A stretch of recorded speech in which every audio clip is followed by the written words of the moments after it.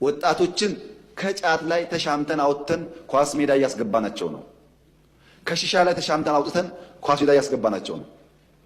አንዳንድ አባቶች ጎልማሶች ከስራ መልስ ከጓደኞቻቸው ጋር ከዚህ ቀደም ወደ ድራፍት ቤት የሚሄዱ እየተደራጁ ማታ ማታ ኳስ ጨዋታ ጀምረዋል። ከድራፍት ቤት ተሻምተን እያወጣን ነው ዜጎችን። አባትና ልጅ አያቶች ከልጆቻቸው ጋር በየመንገዱ ወቅ ማድረግ እየታየ ነው። የቤተሰብ ቁርኝት እያሳደገ ነው ያለው። አስተውላችሁ ከሆነ አላቅም፣ በተለይ መካከለኛ ገቢ ያላቸውና ከዚያ በላይ ልጆች በግቢ ውስጥ ታስረው የሚውሉ ፊልምና ጌም የሚያዩ የኢትዮጵያን ባህል እና አብሮነት እያጡ የነበሩ አሁን ወደ ሜዳ እየወጡ ነው ያሉት። ዝም ብሎ ኮሪደር ሲባል የሚታይ ነገር ብቻ አይደለም፣ ማህበረሰብ የሚሰራ ጉዳይ ነው።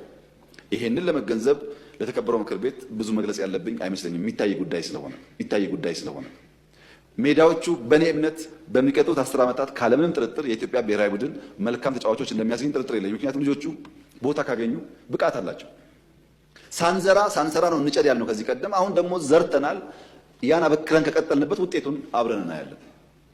ይሄ ነገር በስፋት ኢትዮጵያ ውስጥ የትውልድ ስነልቦናን እያከመ ያለ ስራ ነው። ሲወጣ የጸዳ ነገር ማየት፣ ሲወጣ ወቅወይ ማየት፣ ስንመለስ መጨለም የነበረውን የስነልቦና ስብራት እያረቀ እያከመ ያለ ጉዳይ ነው። የትም ዓለም ሄደን ስንመለስ የሚጠብቀን ጨለማው አዲስ አበባ ነበር። አሁን አይደለም።